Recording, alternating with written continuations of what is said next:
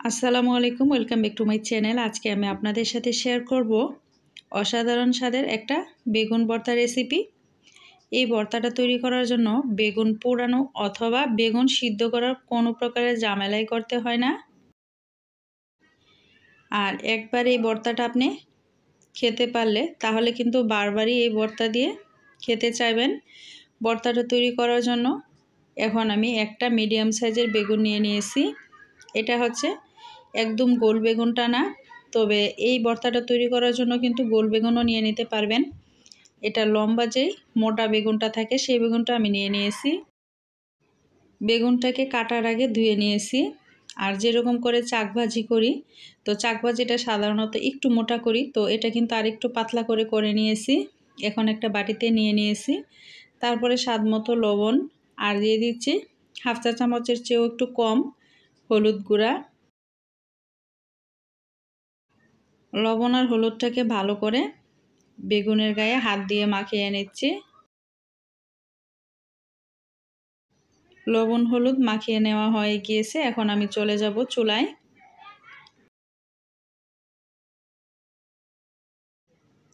তো চলে আসছি চুলায়। একটা চুলার মধ্যে তাওয়া বসিয়ে দিয়েছি আর তাওয়ার মধ্যে সামান্য পরিমাণ সরিষার তেল দিয়ে নিয়েছি। যেহেতু ভর্তা সরিষার তেল দিলে করলেই কিন্তু ভালো লাগে। 5টা শুকনো মরিচ একটু ভেজে নিচ্ছি। শুকনো মরিচের পরিবর্তে আপনারা এখানে কাঁচা মরিচটা ভেজেও কিন্তু ভর্তা করতে পারবেন। আর ঝালটা একটু কম বেশি করে দিয়ে নিতে পারবেন। মরিচগুলো ভেজে নেওয়া হয়ে গিয়েছে। এখন আমি নামিয়ে নিচ্ছি। এই তেলের মধ্যেই দিয়ে দিচ্ছি আরও 2 টেবিল চামচ পরিমাণ সরিষার তেল। তারপর এখানে আমি দিয়ে দিচ্ছি লবণ হলুদ মাখিয়ে রাখা বেগুনগুলো ভাজার সময় আমি চুলার আঁচটা মিডিয়াম আঁচে রেখেছি। সবগুলো বেগুন দিয়ে নিয়েছি। তারপরে একটু উল্টিয়ে দিচ্ছি যাতে করে তেলটা দুই পাশে সুন্দরভাবে লাগে।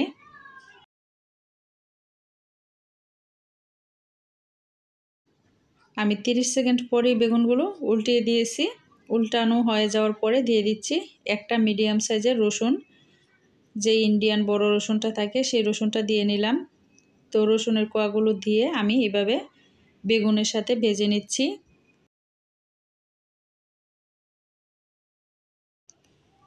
আর চুলার আঁচটা বাড়িয়ে দিয়ে কিন্তু বেগুনগুলো ভাজা যাবে না, তাহলে বেগুনগুলো কালো হয়ে যাবে।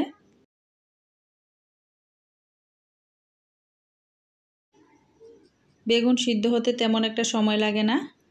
তারপর আমি চুলার আঁচটা কমিয়ে যাতে করে রসুনটাও সিদ্ধ হয় তারপরে বেগুনগুলোকে ভেজে নিয়েছি। আর রসুনটাও সিদ্ধ হয়ে গিয়েছে। এখন আমি বেগুনগুলোকে নামিয়ে নিচ্ছি।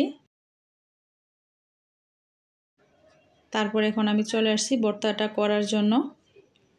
প্রথমে আমি কি করব হচ্ছে মরিচের যে ডেটুটা আছে সেটা ফেলে দিচ্ছি। ফেলে দিয়ে আমি মরিচগুলোকে ভেঙে গুঁড়া করে নিচ্ছি।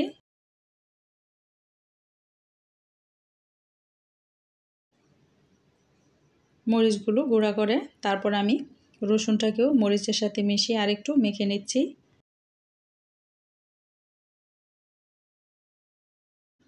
মরিচটা খুব সুন্দর করে গুঁড়া করে নিয়েছি। তারপর এখানে আমি দিয়ে দিচ্ছি হাফ কাপ পরিমাণ পেঁয়াজ কুচি। পেঁয়াজের পরিমাণটা কম বেশি করে দিয়ে নিতে পারবেন।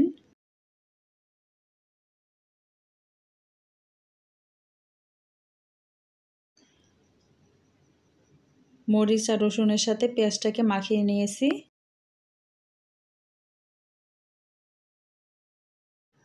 তারপরে এখন হচ্ছে আমি বেগুনের যে সাইডের খোসাগুলো আছে খোসাগুলোকে ছাড়িয়ে নিব।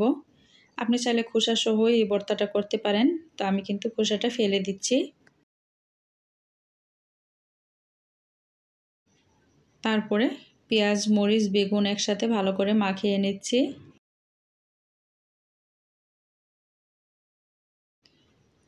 তারপরে মাখিয়ে নেওয়ার পরে দিয়ে দিচ্ছি আমি এখানে 2 টেবিল চামচ পরিমাণ ধনেপাতা কুচি। ধনেপাতাটা দিয়ে আমি বেগুন পেঁয়াজের সাথে মাখিয়ে নিচ্ছি। তারপরে এখানে দিয়ে দিব 1 টেবিল চামচের মতো সরিষার তেল। আর আমি কিন্তু বেগুনটা ভাজার সময় সরিষার তেল দিয়ে ভেজেছি। আর এখন হচ্ছে জাস্ট একটা কাঁচা সরিষার তেলে গন্ধ পাওয়ার জন্য আমি সরিষার তেলটা দিয়ে নিয়েছি। তৈরি হয়ে গেল আগুনে পোড়া অথবা সিদ্ধ করার ঝামেলা ছাড়াই অসাধারণ স্বাদের একটা বেগুন ভর্তা এখন সার্ভ করে নিচ্ছি। ভাত থেকে শুরু করে কালাই রুটি পর্যন্ত এই বেগুন ভর্তাটা দিয়ে খেতে কিন্তু অনেক বেশি দারুণ লাগে। রেসিপিটা কেমন হয়েছে কমেন্ট করে জানাবেন। যদি একটু হলেও ভালো লাগে চ্যানেলটা সাবস্ক্রাইব করে সাথে থাকা বেল আইকনটা অল করে দিবেন। যেহেতু ভর্তা রেডি হয়ে গিয়েছে, এখন কিন্তু সবার জন্য অপেক্ষা করাটাও একটু কষ্টকর। যারা ভর্তা খেতে ভালোবাসেন তারাই কিন্তু শুধুমাত্র এই জিনিসটা বুঝতে পারবেন। আমি তো গরম গরম ধোয়া ওঠা ভাত সাথে হচ্ছে বেগুন ভর্তা নিয়ে খেতে বসে গেছি। তো রেসিপিটা ভালো লাগলে সাথেই থাকবেন। আজকের মতো বিদায় নিচ্ছি। সবাই ভালো থাকেন। আসসালামু আলাইকুম।